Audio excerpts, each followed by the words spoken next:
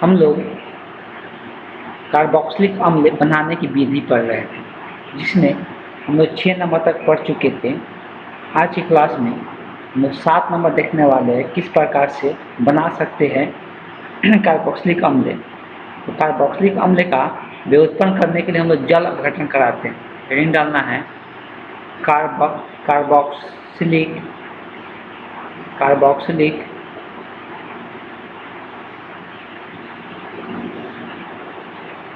अम्ल व्युत्पन्न के जल अपघटन। जल अपघटन का मतलब होता है जल में मिलाना। जल में मिलाकर कार्बोक्सिलिक अम्ल का निर्माण करते हैं।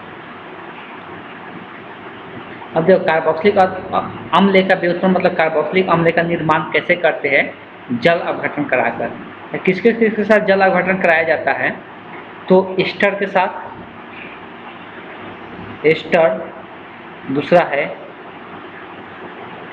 एसिल हाइलाइड,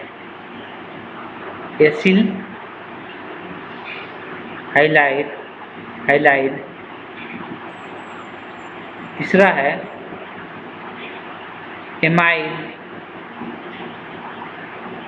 एमाइड, एक और है तथा एसिड एनहाइड्राइड तथा एसिड एनहाइड्राइड।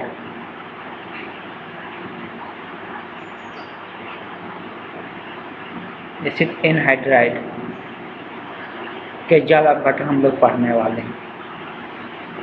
इसी सब का जल अपघटन कराकर हम लोग कार्बोक्सिलिक अम्ल प्राप्त करते हैं। सबका एक ही तरीका होता है। अब देखो ध्यान में क्या रखना है, का जनरल फॉर्म पर सबसे देखते हैं तो RC≡OY। अब ये जब इसका अभिक्रिया कैसे कराया जाता है? जल अपघटन कराया जाता है। क्या कराया जाता है? H+ आयन मतलब अम्लीय पदार्थ होना चाहिए, जल अपघटन कराया जाता है। तो क्या देखने को मिलता है, ये जो Y है ये हटकर क्या बन जाता है? OH समूह जुड़ जाता है जल का। और जो जल का जो H रहता है वो H किसके साथ चला जाता है? तो OH किसके साथ चला जाता है? तो वो Y के साथ चला जाता है।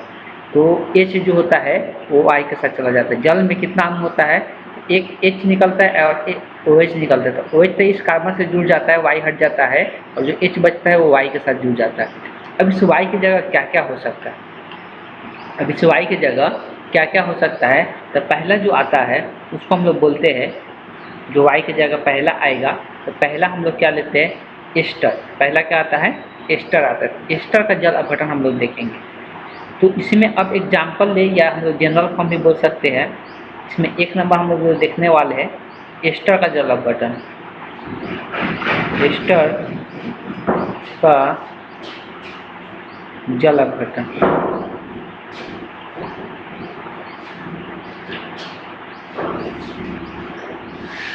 एस्टर का जल अपघटन में क्या करते हैं? अब एस्टर क्या आता है? एस्टर कैसे बनेगा? तो इस Y की जगह ही चेंज होगा और वही Y का मान हो जाएगा। एस्टर बनाने के लिए इस Y को हम लोग क्या करते हैं?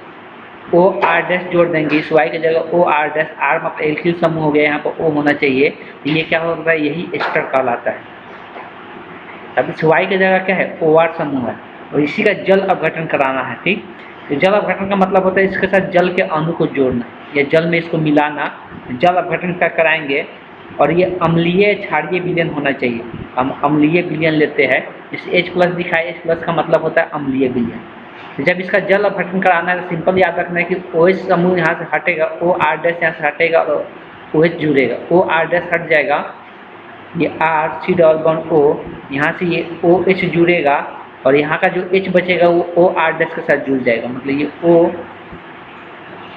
O है, इसके साथ कौन जुड़ जाएगा? H जुड़ जाएगा। सिंपल यहाँ पर देख सकते हैं यही Y की जगह है R- O और H इसके साथ क्या है? यहाँ पर आकर जुड़ गया।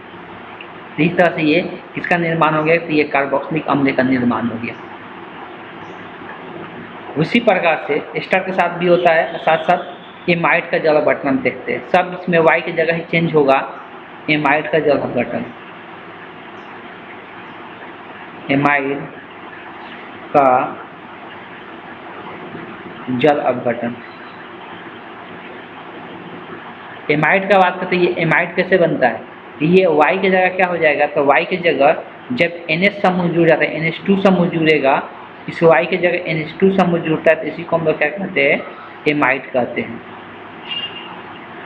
जब इस एमाइड का जल अपघटन कराते हैं, अम्लीय विलयन में ही जब कराना है, जब एमाइड का जल अपघटन कराते हैं, जल अपघटन कराने का ये हीट भी किया जाता है, गर्म भी किया जाता है, इसको चीज़ भी याद रखना है, लेकिन अम्लीय विलयन होना चाहिए, यहाँ पर लिख देते हैं अम्लीय होना चाहिए और हीट भी करना है।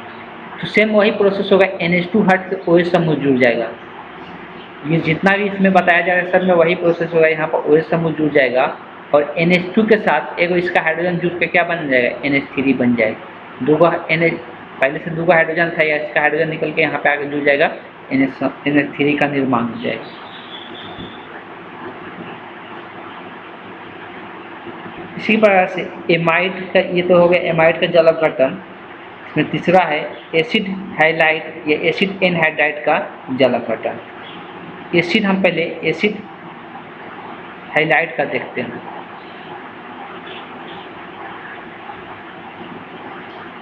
एसिड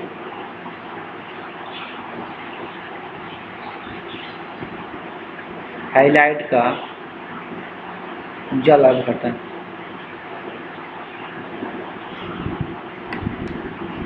एसिड हाइलाइट किसको कहते हैं, तो ये R C double bond O, जब इस Y की जगह Cl समूह जुड़ जाता है तो इसी को हम लोग क्या कहते हैं, एसिड हाइलाइट के नाम से जानते हैं।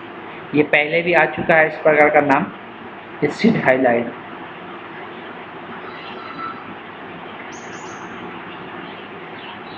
एसिड हाइलाइट का जब जल अपघटन कराएंगे, अम्लीय विलयन ही रहेगा सब में, अम्लीय विलयन के साथ यहाँ से Cl हट के OH समूह जुड़ जाएगा, कार्बोक्सिलिक अम्ल बन जाएगा, और जो यहाँ से Cl निकला वो H के साथ जुड़ के HCl का निर्माण कर लेता है। इस प्रकार से इसका देखने को मिलता है। अब एक रह गया कौन, तो वो है एसिड एनहाइड्राइड। 4 नंबर इसका देकर लिखना है, 7 नंबर का 4 नंबर है acid anhydride.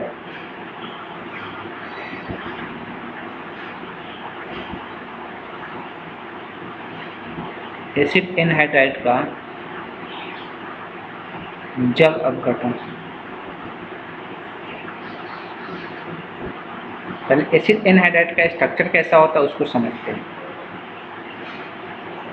CH3 C double bond O, बीच में ये O समूह रहेगा, फिर से C double bond O CH3 रहता है, इसी को हम लोग क्या कहते हैं, एसिड एनहाइड्राइड कहते हैं। Acid anhydride. ध्यान ये देना है कि ये जो समूह है ये पूरा Y की जगह है, यही वाला समूह जो है पूरा ये Y की जगह है, इसका भी जल अपघटन कराना है। यही हटकर यहाँ से हटेगा, यहाँ से हटेगा और इसकी जगह पर क्या जुड़ेगा, OH समूह जुड़ेगा, क्या बनेगा, CH3 C double bond O, यहाँ पर OH जुड़ जाएगा। प्लस में अभी यहाँ से जो टूटता है इसी के साथ कौन जुड़ता है, हाइड्रोजन जुड़ता है। फिर से अगर इसको इधर से लिखना शुरू करते हैं, CH3 फिर C डबल बॉन्ड O, ये O में ये हाइड्रोजन समूह जुड़ जाएगा, तो दिख रहा है दोनों सेमी यौगिक बना। या तो इसको 2 बार प्लस में लिखे, या इसको ऐसे भी लिख सकते हैं, 2 लगा दे आगे में, 2 अणु का ये इंडिकेट करेगा कि 2 अणु इसका बना हुआ है। जैसे सेमी बना तो 2 बार प्लस में लिखने की जरूरत नहीं है, तो इसको ऐसे भी दिखा सकते हैं। तो इस तरह से कार्बोक्सिलिक अम्ल का निर्माण होता है। यहाँ पर 4 तरीका देखा गया कार्बोक्सिलिक अम्ल का निर्माण का, लेकिन चारों में सेमी प्रोसेस होता है, सब के सब Y की जगह ही रिप्लेस करके OH समूह जुड़ रहा है, ठीक। और कौन Y की जगह कौन कौन आ रहा है, तो चारों में आप लोग देख सकते हैं।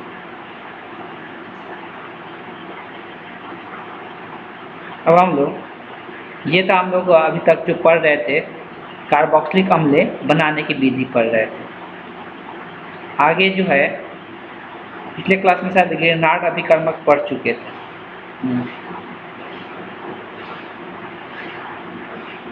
अब हम लोग इसका भौतिक गुणधर्म पढ़ने वाले हैं, तो ये चैप्टर का ही शुरुआत में ही बताते आ रहे हैं। सबसे पहले नामकरण हम लोग पढ़ते हैं, फिर इसका बनाने की विधि पढ़ते हैं, उसके बाद उसका भौतिक गुणधर्म पढ़ते, तब जाके हम लोग रासायनिक गुणधर्म के बारे में पढ़ते हैं। अगला हेडिंग डालना है कार्बोक्सिलिक अम्ल के गुण या भौतिक गुण भी लिख सकते हैं।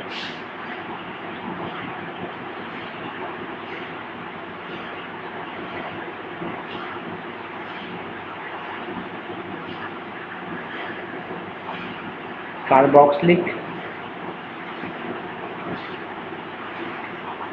अम्ल के भौतिक गुण के बाद रासायनिक गुण हम लोग देखेंगे।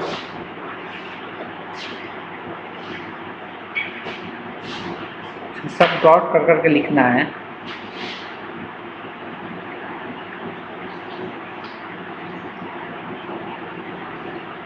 कार्बोक्सिलिक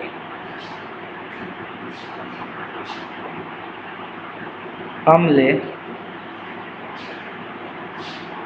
श्रेणी के शुरुआत वाले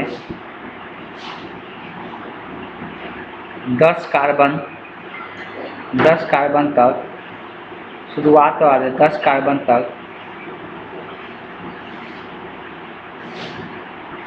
तीव्र गंध युक्त द्रव होते हैं। गंध युक्त द्रव्य होते हैं। कहने का मतलब ये है कार्बोक्सिलिक अम्ल के जब 10वां कार्बन तक अगर लेते हैं, 1 से लेकर 10 तक, तो सब के सब उसमें से बहुत तेजी से गंध आता है उस द्रव में।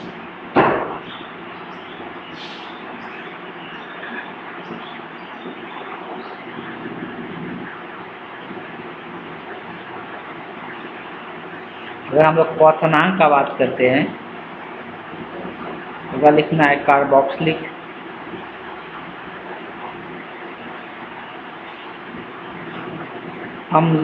अम्लों के क्वथनांक, जिस ताप को उबलता है, क्वथनांक सामान्य सूत्र भार वाले एल्डिहाइड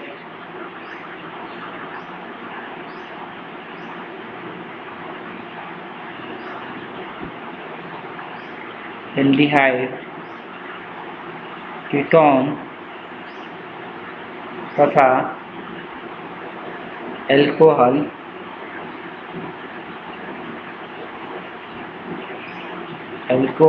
की अपेक्षा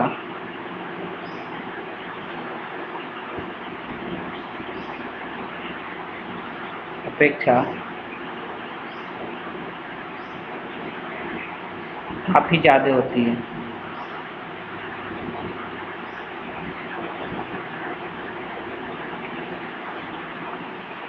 कहने का मतलब ये है कि अगर एक बार हम लोग कार्बोक्सिलिक अम्ल को लेते हैं, एल्डिहाइड को लेते हैं, कीटोन को लेते हैं, अल्कोहल को लिखते हैं, जिसका सबका अगर भार देखा जाए, द्रव्यमान देखा जाए समान है, अगर सबका द्रव्यमान समान है, तब अगर क्वथनांक का बात करेंगे तो सबसे ज़्यादा क्वथनांक जो देखने को मिलता है किसका रहता है? कार्बोक्सिलिक अम्ल का रहता है। सबसे ज़्यादा जो क्वथनांक देखने को मिलता है वो कार्बोक्सिलिक अम्ल का होता है।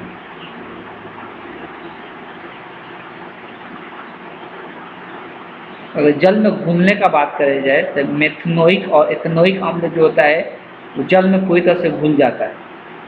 अगला डॉट में लिख लेना है मेथनोइक अम्ल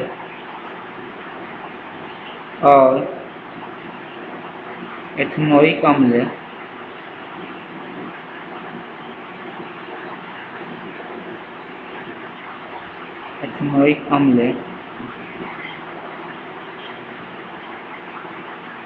जल में पूर्णतः घुल जाती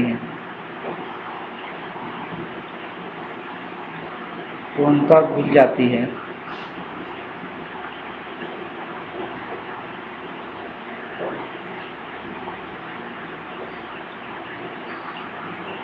ये आसानी से जल में क्या हो जाता है, घुल जाता है। लेकिन जब उसका, ये तो मेथनोइक और इथेनोइक जो होता है उसका द्रव्यमान का बात करेंगे तो कम होता है, लेकिन जैसे ही उसमें द्रव्यमान बढ़ना शुरू होता है तो उसका विलयता क्या होने लगता है, जल में कम होने लगता है। मतलब मेथनोइक, इथेनोइक और उसके बाद प्रोपेनोइक आएगा, बेटोनोइक आएगा, तो उस सबका धीरे धीरे द्रव्य जो घुलने का प्रोसेस होता है जल में वो धीरे धीरे कम होने लगता है।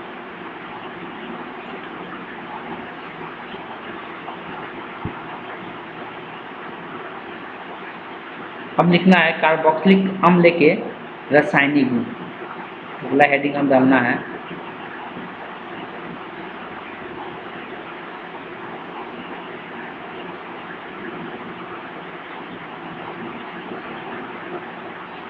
कार्बोक्सिलिक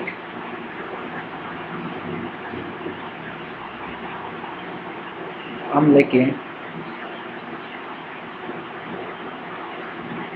रासायनिक गुण।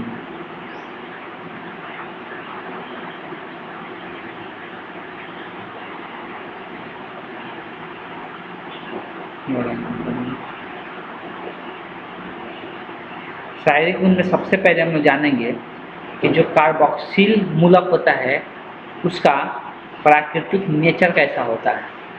सबसे पहले हम लोग जानेंगे इसमें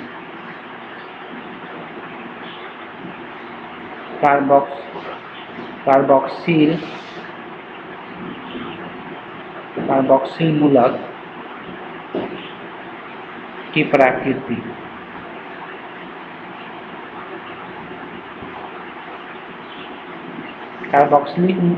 कार्बोक्सिल मूलक के बारे में बता दिया गया है कि ये C double bond O, OH जो होता है यही क्या होता है, कार्बोक्सिल मूलक होता है, और यहाँ से कोई भी एल्किल समूह जुड़ सकता है। इसको हम कार्बोक्सिल मूलक के नाम से जानते हैं। ये सिंगल बॉन्ड है, ठीक। अब यहाँ पर होता क्या है कि इस ऑक्सीजन पे लोन पेयर होता है।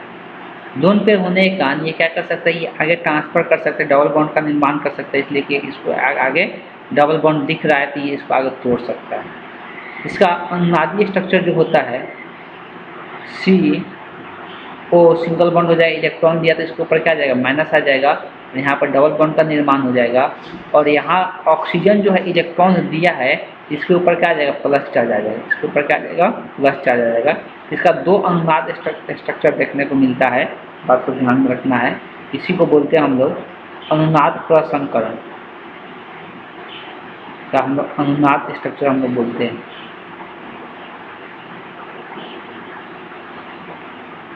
अनुनाद प्रसंकरण,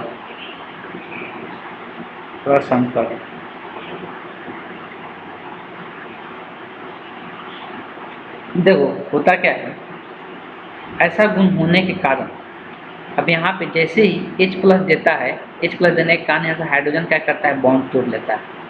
आगे अगर बात करेंगे, अब ये बॉन्ड तोड़ता है इलेक्ट्रॉन इससे, इलेक्ट्रॉन इसको क्या करता है, डोनेट कर देता है।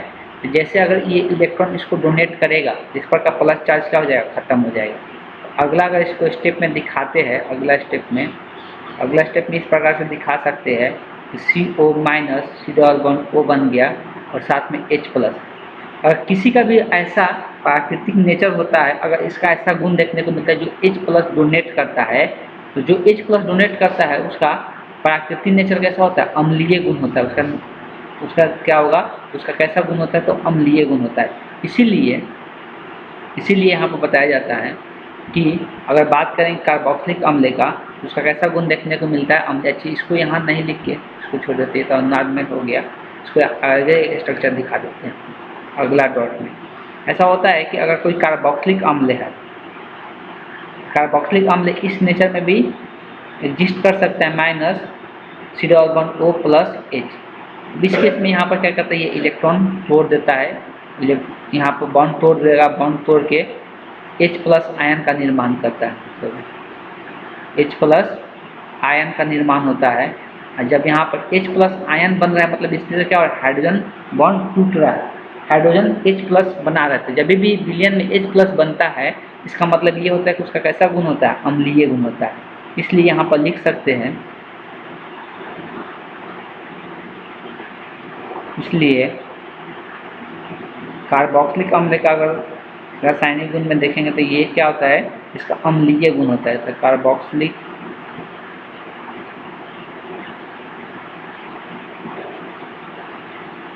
कार्बोक्सिलिक अम्ल में अम्लीय गुण पाया जाता है, अम्लीय गुण पाया जाता है, इसको लिख लेना है।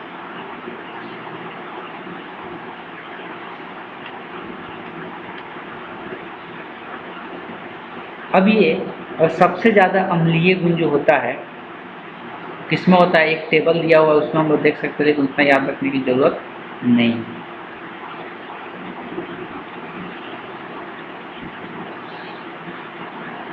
अब किसका अम्लीय गुण ज़्यादा होगा, किसका कम होगा, ये चीज़ भी ध्यान में रखने वाला है कि जितना ज़्यादा आसानी से H+ आयन डोनेट कर सकता है उसका अम्लीयता उतना ज़्यादा होगा, और जब अम्लीयता उसका जितना ज़्यादा होगा उसका pH मान उतना ही कम होता है। इस बात को ध्यान में रखना है।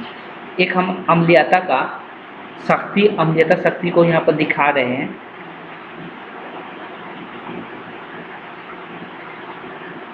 अम्लीय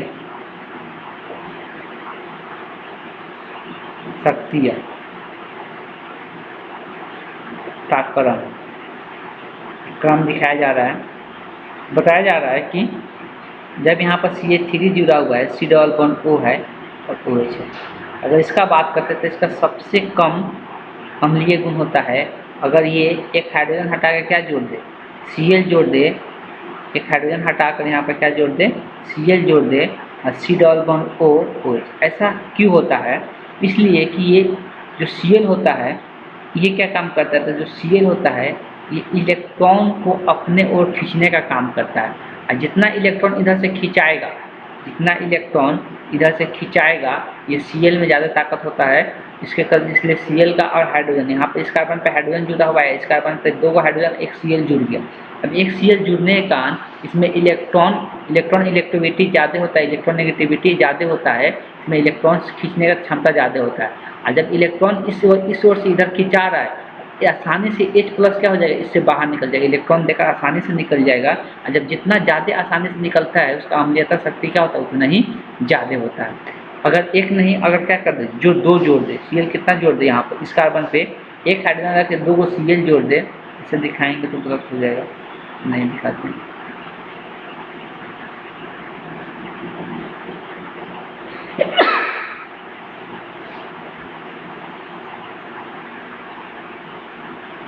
तो अगर इस कार्बन पे कितना 2 को Cl जोड़ दे, इस कार्बन पे 2 Cl जोड़ दे, अब एक ही हाइड्रोजन रह गया, जब 2 Cl जोड़ देंगे तो इसका अम्लीयता शक्ति और बढ़ जाएगा, इसलिए इलेक्ट्रॉन खींचने की शक्ति जो होगा वो और ज़्यादा हो जाएगा। इसलिए 2 को Cl जुड़ा हुआ है, 2 Cl जुड़ने के कारण इलेक्ट्रॉन कितने, तो यहाँ से आसानी से H+ आयन डोनेट कर सकता है, इस कारण से इसका अम्लीयता शक्ति और बढ़ जाएगा। सबसे ज़्यादा अम्लीयता शक्ति किसका होगा, जब इस वाले कार्बन पे सब के सब Cl जुड़ दे, हाइड्रोजन एक भी नहीं, तीनों के तीनों क्या कर दे, Cl जोड़ दे, तब इसका सबसे ज़्यादा अम्लीयता शक्ति देखने को मिलता है। इसलिए कि ये और आसानी से इलेक्ट्रॉन खींचता है, और जितना आसानी से इलेक्ट्रॉन ये सब खींचेगा यहाँ से H+ को निकालना उतना ही आसान हो जाता है। यहाँ पर OH है, ठीक है, इसका अम्लीयता शक्ति क्या होता है, सबसे ज़्यादा होता है, और ये बहुत बार पूछा भी जाता है एग्जाम में, इसलिए इसको लिख के रखना है, इसलिए इसको लिख के रखना है सभी को। कभी कभी ऐसा दे सकता है कि पूछा भी जाता है अम्लीयता शक्ति अगर बेंजीन समूह में कार्बोक्सिलिक अम्ल जुड़ा रहे तब जाके क्या हो। हम एक टेबल लेते हैं, उस टेबल में ध्यान देना है। अच्छा, ये चीज़ें भी ध्यान देना है कि जिसका अम्लीयता ज़्यादा होता है उसका pH मान भी क्या होता है, कम होता है, उसका pH मान क्या होता है, कम होता है। जिसका अम्लीयता ज़्यादा होता है उसका pH मान कम होता है, इस बात को ध्यान में रखना है। pH मान को pKa से भी दिखाया जाता है, pKa।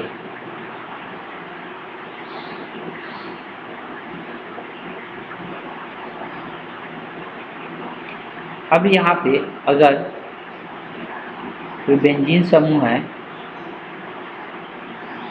इसमें कार्बोक्सिलिक अम्ल का समूह जुड़ा हुआ है क्रियात्मक समूह के रूप में, और नीचे में यहाँ पर पैरा पोजिशन पे OCH3 जुड़ा हुआ है। दूसरा है कोई भी समूह नहीं जुड़ा हुआ है पैरा पे, सिंपल यहाँ पर कार्बोक्सिलिक अम्ल का समूह जुड़ा हुआ है। तीसरा है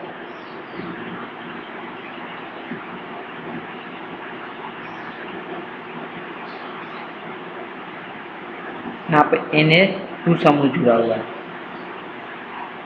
अब देखो होता क्या है, यहाँ पे जो Na2 समूह है ना, ये इलेक्ट्रॉन ज़्यादा खींचने का काम करता है और ये CH3 जो समूह है इलेक्ट्रॉन देने का काम करता है, इसलिए इसका अम्लीयता सबसे कम होगा। ये सब अम्लीयता श्रेणी में ही आ रही है, एग्जाम्पल लिख सकते, डॉट नहीं देना, ये एक एग्जाम्पल, ये एक एग्जाम्पल। इसका अम्लीयता और ज़्यादा होगा, सबसे ज़्यादा अम्लीयता इसका देखने को मिलेगा। जिसका अम्लीयता ज़्यादा होगा उसका pKa वैल्यू क्या होता है, कम होता है। उसका pKa वैल्यू क्या होता है, कम होता है। अगर pKa वैल्यू का बात करेंगे तो इसका 3.41 है। इसका pKa वैल्यू का बात करेंगे कि इसका pKa मतलब pH वैल्यू इसका बात करेंगे pKa वैल्यू का मान कितना है, 4.19 है।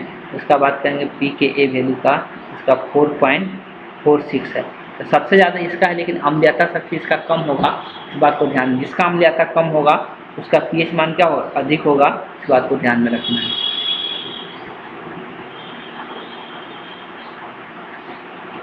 अब हम लोग रासायनिक अभिक्रिया देखने वाले हैं, कार्बोक्सिलिक अम्ल का रासायनिक अभिक्रिया देखने वाले हैं। अभी तक हम लोग रासायनिक कुछ गुण देख रहे थे, और रासायनिक अभिक्रिया का मतलब है कि अब कार्बोक्सिलिक अम्ल से हम लोग कौन कौन सा पदार्थ का निर्माण कर सकते हैं उसके बारे में चर्चा करने वाले हैं। तो सबसे पहले हम हेडिंग के रूप में डालेंगे कि कार्बोक्सिलिक अम्ल का रासायनिक अभिक्रिया। हेडिंग डालना है सभी को।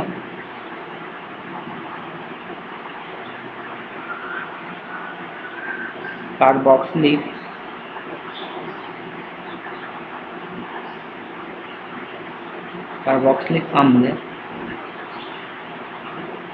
अम्ल का रासायनिक अभिक्रिया है। अब इसमें ए नंबर दे के लिखना है, ए नंबर दे के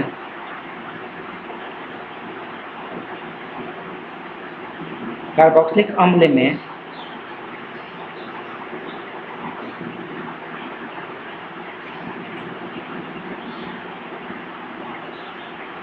कार्बोक्सिलिक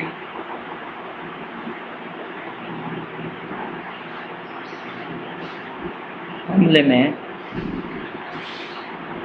कौन सा बॉन्ड का विदलन होगा, ध्यान देना है। ये C और OH का बीच बॉन्ड का क्या होगा, टूटेगा। यही बॉन्ड यहाँ टूटेगा, ऐसे दिखाने का मतलब यही बॉन्ड टूटेगा। बंधन के विखंडन,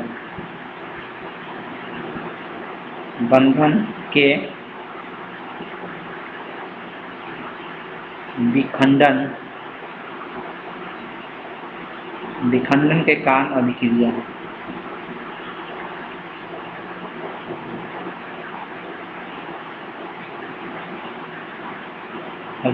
है। तो ये OH वाला C और O के बीच का जो बॉन्ड टूटेगा, इसके कारण कौन कौन सा अभिक्रिया होगा हम लोग वो देखने वाले। इसमें सबसे पहले एक नंबर देख के लिखना है, ये A हो गया, A का एक नंबर एस्ट्रीकरण। पहला सबसे पहले क्या करना है, एस्ट्रीकरण, इसको एस्ट्रीफिकेशन के नाम से भी हम लोग जानते हैं। C double bond O OH, bond कौन टूटेगा, ये। अब किसका निर्माण होगा, एस्टर का निर्माण होगा, ठीक है। किसके साथ अभिक्रिया करके, अल्कोहल के साथ। किसके साथ, अल्कोहल के साथ अभिक्रिया करके और अम्लीय विलयन में इसको डालना है। तो क्या करना है, अम्लीय विलयन में डालना है। होता क्या है कि ये बॉन्ड टूटेगा, कहा गया ये बॉन्ड यहाँ से टूटेगा और ये बॉन्ड टूट के इसका OH समूह जुड़ेगा। यहाँ पर ध्यान देना, ये पूरा OH समूह, इसके बीच का ये वाला बॉन्ड टूटेगा, ये पूरा यहाँ पर OH समूह यहाँ पर जुड़ जाएगा। क्या देखने को मिला, C डबल बॉन्ड O, और ये इस कार्बन के साथ ये वाला O जुड़ेगा, ये वाला O नहीं रहेगा, OR डैश यहाँ पे रहेगा, OR डैश।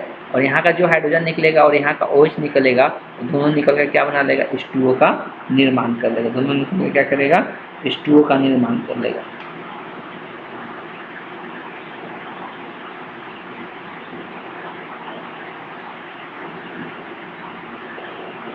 तो एक एग्जाम्पल समझ लेते हैं।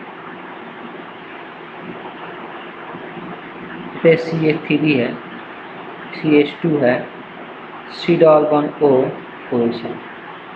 इसका अभिक्रिया एक अल्कोहल के साथ होने वाला है, थोड़ा सा डिफिकल्ट हम कर देते हैं।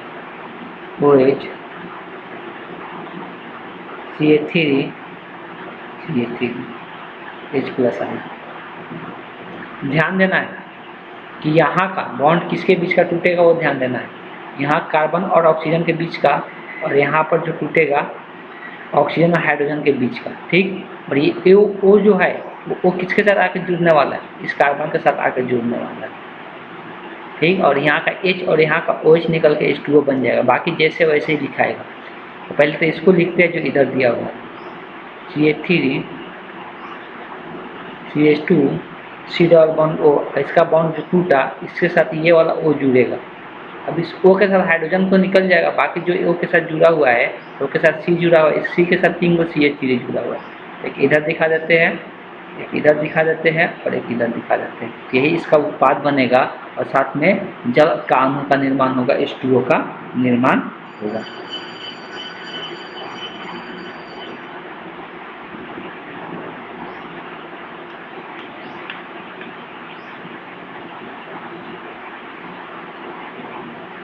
अगला क्वेश्चन देखते हैं। अगला 2 नंबर देके लिखना है।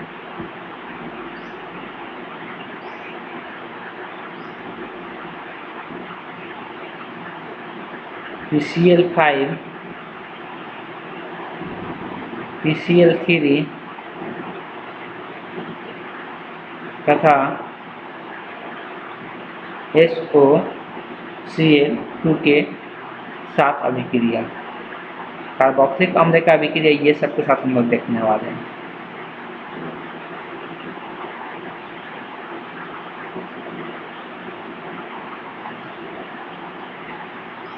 सबसे पहले अगर PCl5 के साथ अभिक्रिया कराते हैं तो क्या बनेगा, R≡O OH प्लस PCl5।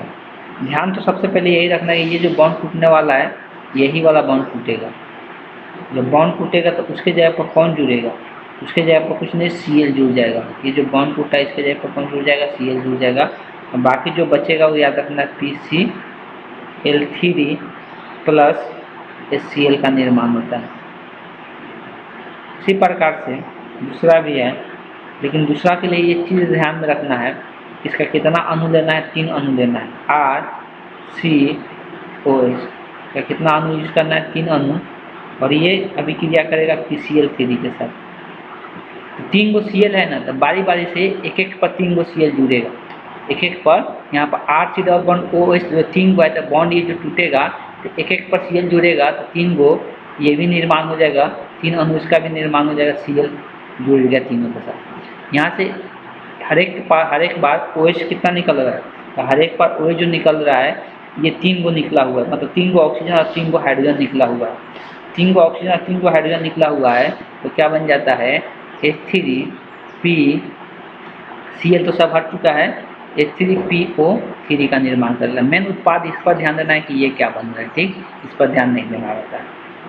अगर SOCl2 के साथ अभिक्रिया कराते हैं तो R≡O OH अभिक्रिया SOCl2 के साथ करा रहे हैं। इस केस में भी सेम ही उत्पाद बनेगा, ये OH समूह यहाँ से हटेगा और Cl जुड़ेगा, मतलब यहाँ का ही बॉन्ड टूटेगा। एक Cl यहाँ जुड़ गया और 2 पदार्थ और बनता है, एक बनता है H2, दूसरा बनता है HCl बनता है। ये मेन उत्पाद नहीं है, मेन उत्पाद इस पर ध्यान देना है, तो इसका निर्माण होता है। उसी प्रकार से आगे जो है ये हो गया 2 नंबर। 3 नंबर जो हम लोग देखने वाले हैं, अमोनिया के साथ अभिक्रिया।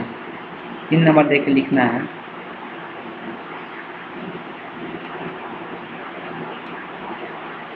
अमोनिया के साथ अभिक्रिया।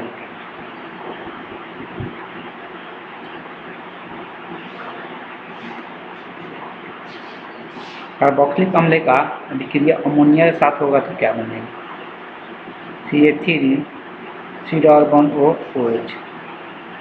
अभी जितना जगह बनेगा सब जगह एक ही चीज़ होगा, NH3, इसी को अमोनिया कहते हैं। जितना जगह बनेगा सब जगह एक ही होगा कि यहाँ से OH समूह हटेगा और कोई दूसरा यहाँ पे जुड़ेगा। इसको दो स्टेप में दिखा सकते हैं, ऐसे एक मध्यवर्ती बनता है, उसको दिखाना जरूरी नहीं है, ये भी दिखा सकते हैं। CH3 C double bond O, यहाँ पर जो O माइनस और यहाँ पर O माइनस NH3 प्लस एक साथ पहले आता है, NH4 प्लस।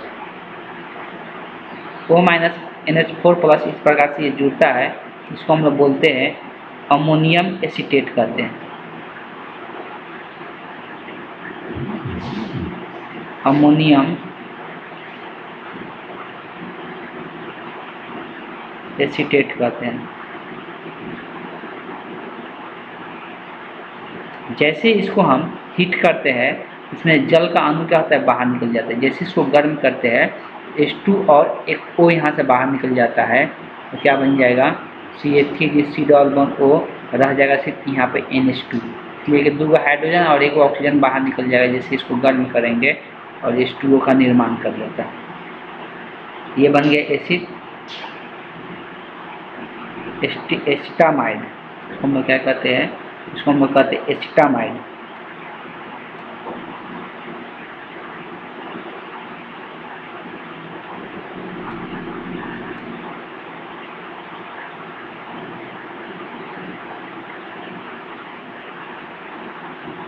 एसिटामाइड।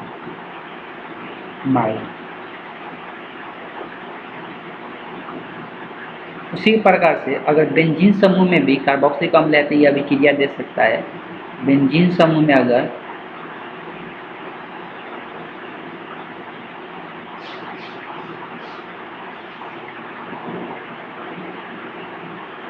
कार्बोक्सिलिक अम्ल समूह जुड़ा हुआ है तो ये भी NH3 के साथ अभिक्रिया करेगा और सेमी प्रकार की यौगिक बनाएगा। इसमें कोई अंतर नहीं आएगा, जैसे वहाँ पे बनाया गया वैसे ही बनेगा, यहाँ पर भी वैसे ही बनेगा। C डबल बॉन्ड O, यहाँ पर जो O है O माइनस और NH4 प्लस जुड़ जाता है ऐसे।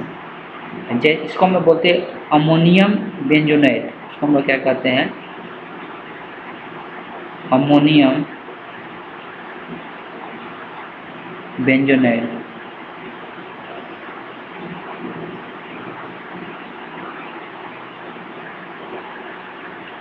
फिर जैसे इसको हीट करते हैं, इसमें से जल का अणु बाहर निकलता है। जैसे हीट करेंगे इससे जल का अणु बाहर निकलेगा और सिंपल यहाँ पे क्या हो जाएगा? NH2 जुड़ जाएगा और प्लस में H2O का निर्माण हो जाता है। इसमें कोई अंतर देखने को नहीं मिलेगा। इसका एक और पार्ट रह गया है 4 नंबर, इसको कंप्लीट ही कर लेते हैं। तो 4 नंबर है वह है एनहाइड्राइड का निर्माण। अमोनिया से कार्बोक्सिलिक अम्ल से एनहाइड्राइड का निर्माण कैसे होगा? एनहाइड्राइड का आकृतीय उत्पादक पहले ही हम लोग देखे थे। एनहाइड्राइड का निर्माण, इसमें कार्बोक्सिलिक अम्ल का 2 अणु लिया जाता है। एनहाइड्राइड का निर्माण करने के लिए कार्बोक्सिलिक अम्ल का 2 अणु लिया जाता है।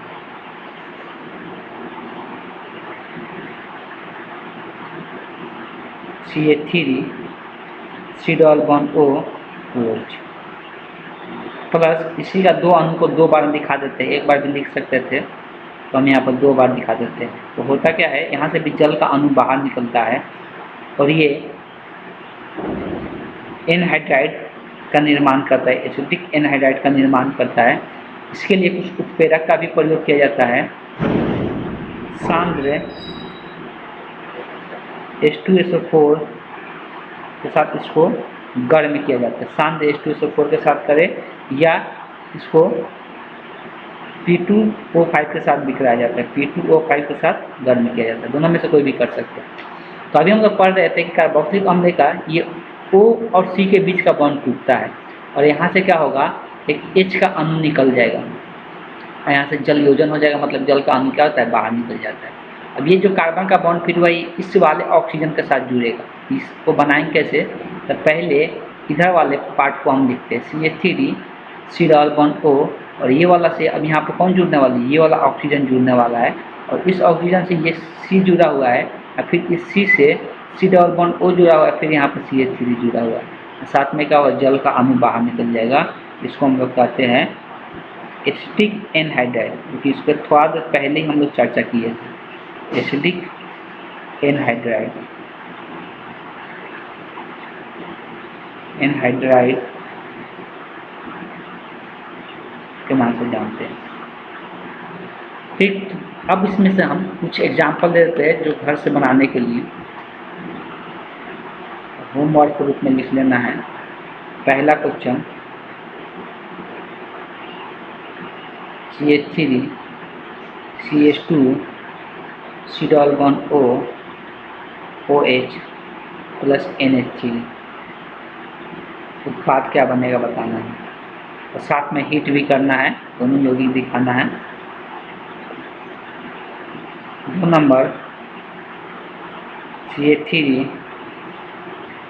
CH2 C double bond O OH, उसमें अभिक्रिया करना है PCl5 का, उत्पाद क्या बनेगा बताना है।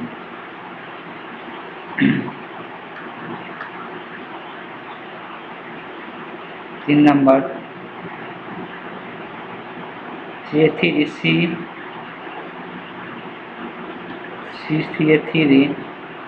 CH C double bond O OH, इसका भी क्रिया कराना है CH3 CH2 COH CH3H3। अब उत्पाद के रूप में क्या बनेगा बताना है।